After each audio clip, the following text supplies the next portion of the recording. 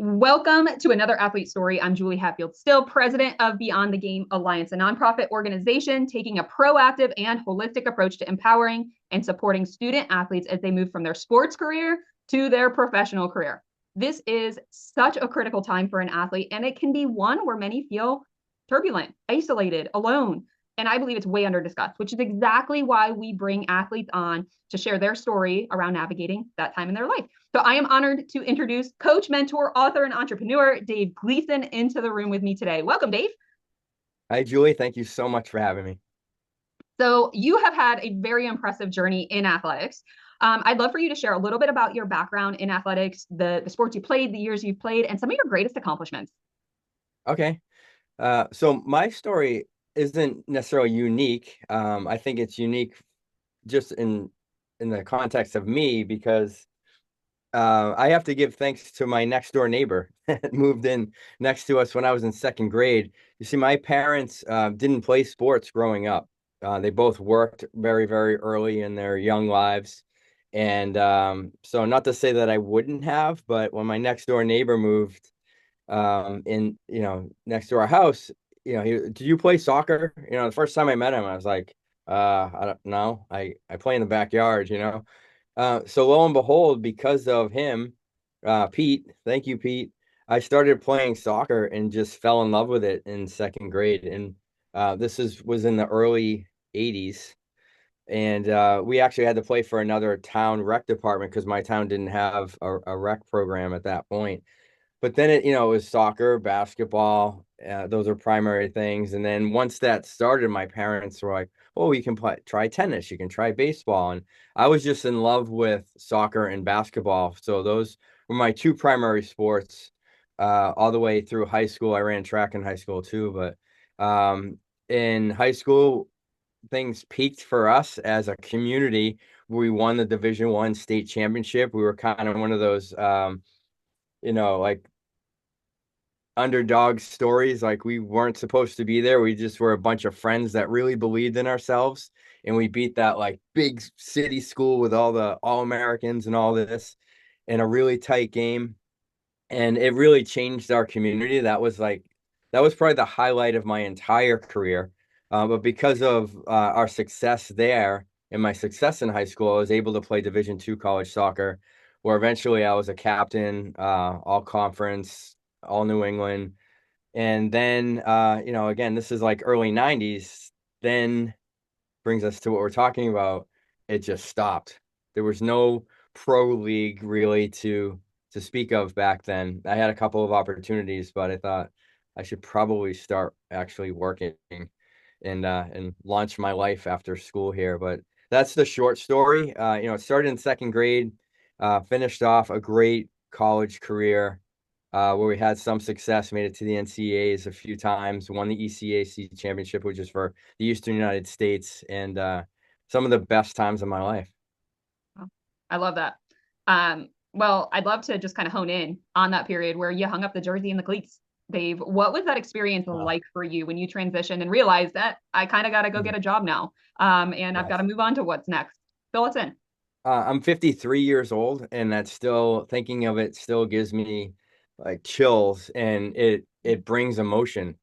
So we were in a playoff game my senior year in college, and we were, at that point, if you win, you move on. If you lose, it's over. And I just always had the mentality like we don't lose, we just keep going, whether you win or lose. Like there's a next, we're not going to lose. We lost.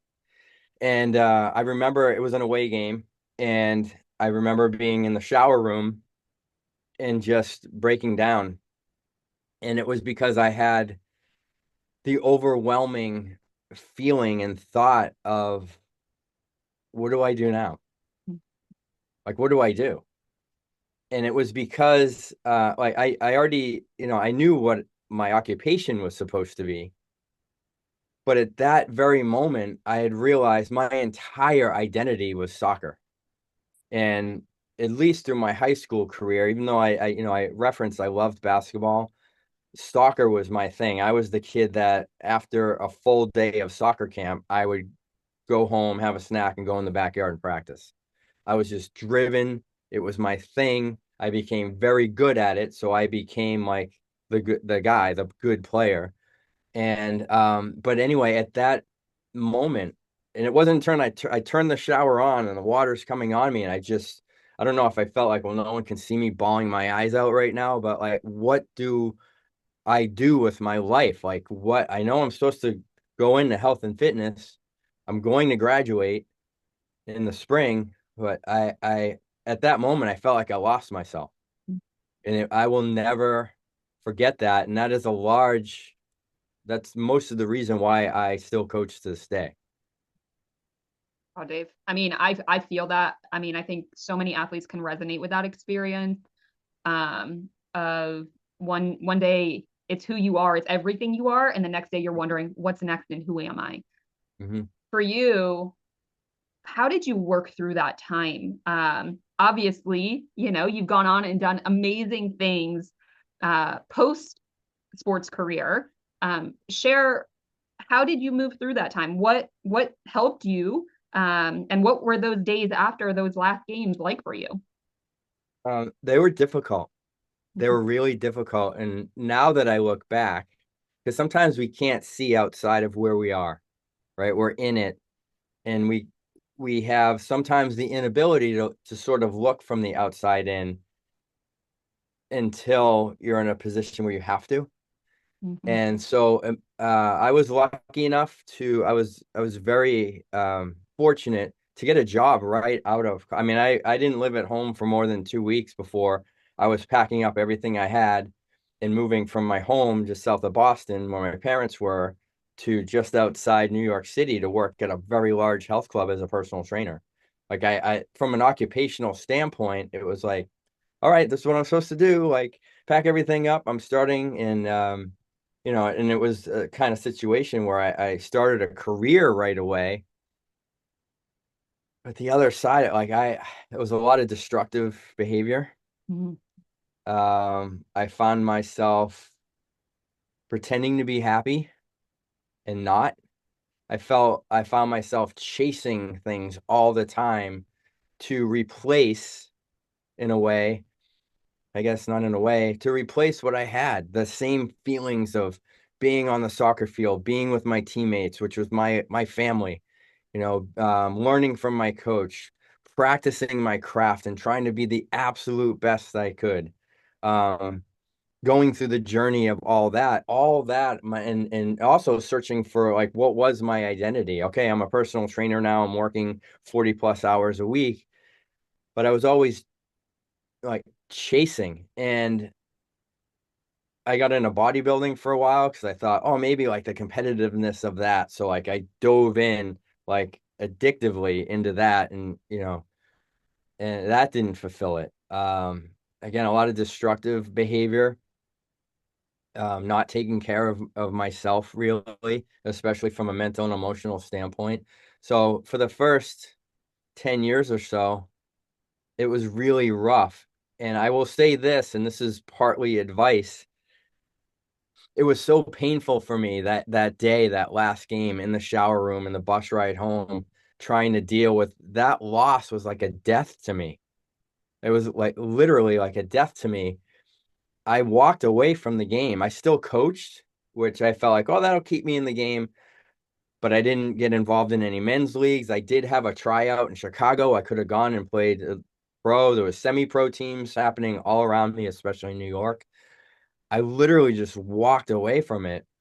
And it was until 15 years later that I joined a team. I started playing pickup at night with a lot of ex-college players, and all of a sudden, like the positive emotion of playing the game again came back, and I ended up playing in a very competitive men's league. It's one of the biggest men's leagues in the country. They actually have a national championship, but at this point, it's like an over 35 league, and I walked away for 15 years. So to answer your question, in the very, very beginning, it was rough. It was really tough on me. And I didn't know, and I didn't have the tools to deal with it at the time.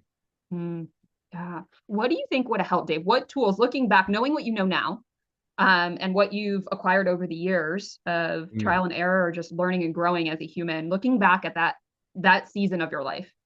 What Mhm. do you wish you knew then that you know now? What tools or resource would have supported you through that time, do you think? A mentor or an organization or someone, most likely outside of my family, because my mom and dad were super, super supportive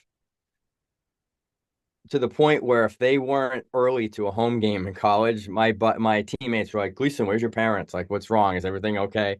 They were so supportive in that way, but someone to help me believe in myself beyond soccer, someone to teach me that my identity wasn't just soccer. Soccer was a major part of my life. I was really good at it, and I there was value in that. But I was also a son, a brother, a best friend, a boyfriend, a fraternity brother, a student, a human being that could and would affect people's lives in a positive way, whether you're a garbage collector, a garbage man, or whether you're in finance or whether you go into your field that you're studying, health and fitness. Just by being around people, you're going to affect them because of who you are, and that you are beyond your sport. If and with that, someone to help me think about life after sport. I didn't have any thought. I had the thought of a career just because that's what I'm supposed to do.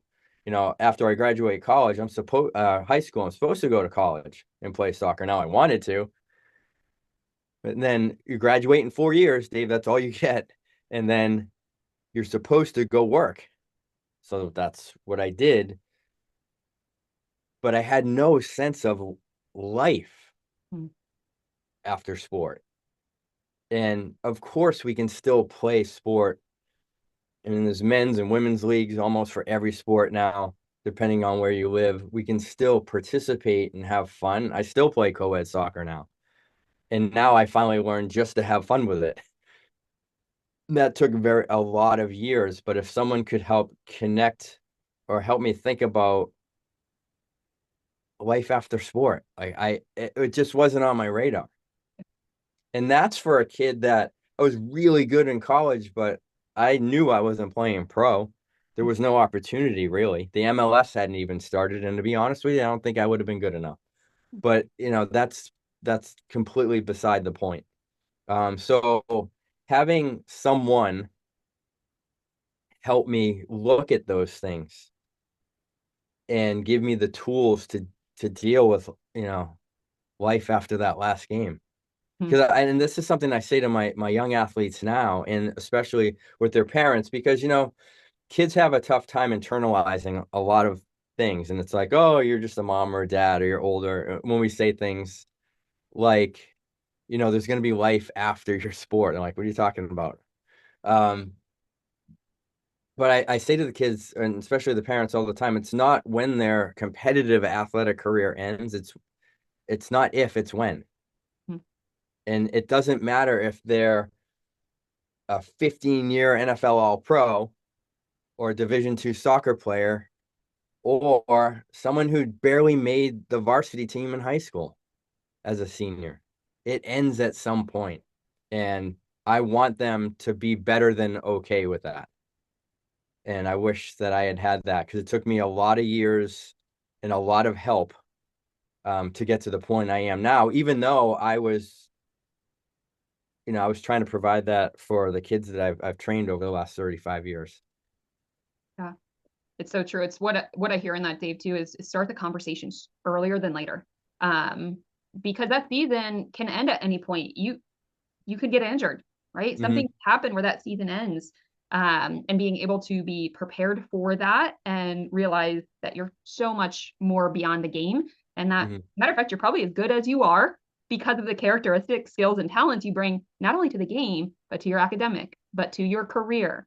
So we believe that sports, it's just a small simulation of life to come for us as Hmm. athletes.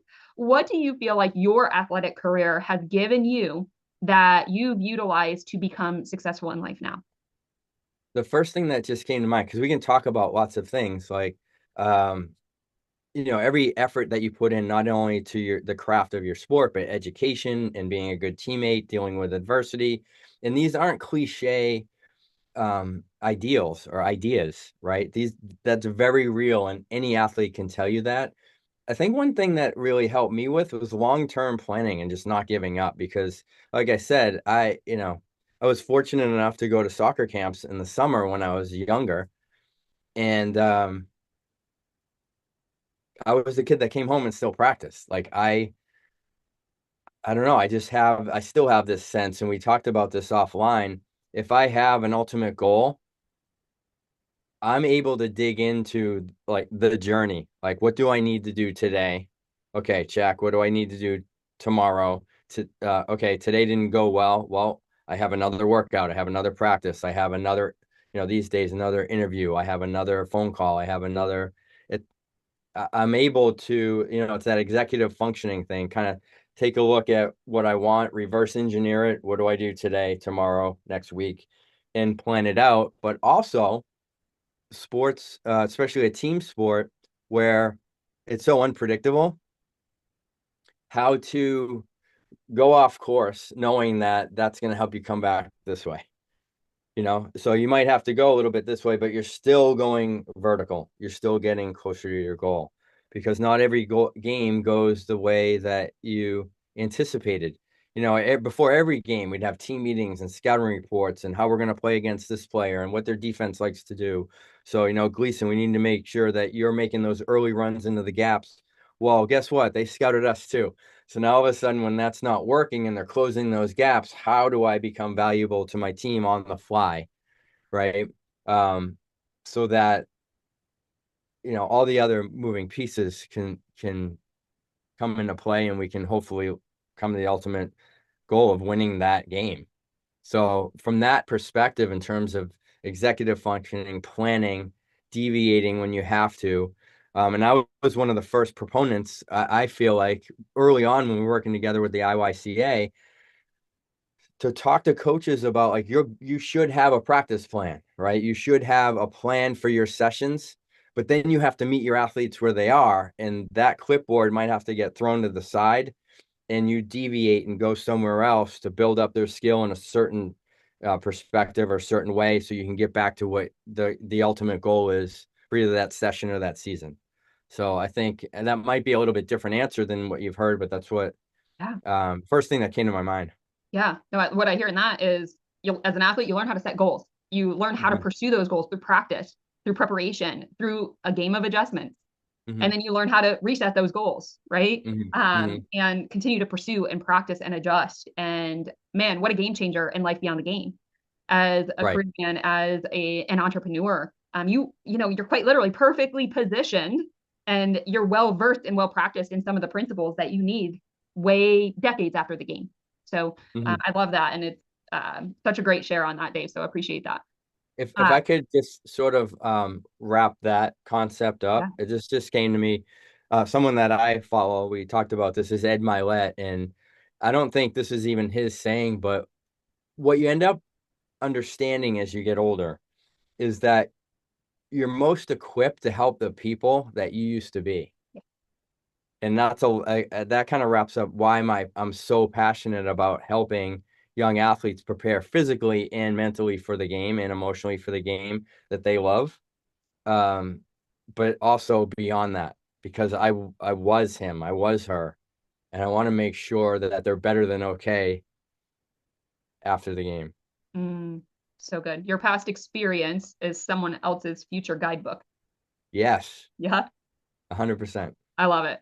Well, Dave, I appreciate you being vulnerable and what that experience was like with you as you took the uniform off and laid it down and really moved on to a very successful career and life beyond the game. But as we wrap up, is there any advice or strategies? And you've given some great nuggets through this entire process, but any final advice or strategies that you can share with other athletes that are maybe in a similar space as you were? Absolutely. I have two things that I really, it's on my heart to share. One is you're not alone. You're just not alone. There are people around you that love you and believe in you beyond the game. Surround yourself with those people and ask for help if Mhm. you're struggling. Just ask for help because life beyond the game can be very difficult. As I said, it was very difficult for me. And I didn't search for those people. Mm, And I didn't understand that I wasn't alone. And I felt very isolated and at times isolated myself. And you don't have to do that. So my hope for you is that that doesn't happen for you, and you're surrounded by the people that you need to help you in that way. And my second thing, and Julie knows this about me, this is my mantra, is the world needs you mm, beyond the game. No matter what level you achieved in your particular sport or sports, the world needs you beyond that because you are a son or a daughter, a brother or a sister. You're a best friend, you're a boyfriend or a girlfriend. You're a human being that matters to everyone around you. And the people that are so lucky enough to meet you and be in your presence, even for a little bit, are affected by that in a positive way. And I want you to try to remember that in the times that you don't believe it mm. because it's absolutely true. It's a universal truth. And I hope that you can take that bit of advice to heart and go and change the world because the world needs you. So powerful. Well said, Dave. Thank you, thank you, thank you so much for joining us today and sharing your story. It is so incredibly inspiring, and I'm always inspired when I sit in the room with you. So thank you. Thank you so much, and thank you for everything you're doing with Beyond the Game Alliance. It is so needed and so important. And I just thank you for this opportunity. Amazing. Well, if you are looking to join our mission at Beyond the Game Alliance, there are a couple different ways you can do that. If you're a leader in the industry, a coach, a parent, an athletic director of our student athletes, junior year in high school and above, you can become an aligned partner and allow us to come in and fully service your student athlete. We must start the conversation as soon as possible for these athletes to thrive beyond the game. Secondly, if you speak athlete and have a specific skill set that our student athletes need, you can become an aligned provider. And then lastly, if your heart is really in it for these athletes, maybe you're a former athlete, maybe you just resonated with Dave's story. We are always looking to support our athletes in greater capacities, and corporate sponsors and sponsorships allow us to do that. If you're a business owner who has a heart for these athletes and you'd like to be a part of that mission, let's definitely connect. You can learn about all of our ways to give at beyondthegamealliance.org. And if you want to stay in the loop, I'd also recommend subscribing to our YouTube channel and finding us on social media so you can hear all of the other incredible interviews as they're happening here at the Alliance. Dave, again, thank you for your time today. I will see you in a Zoom room soon. All right. Thank you so much.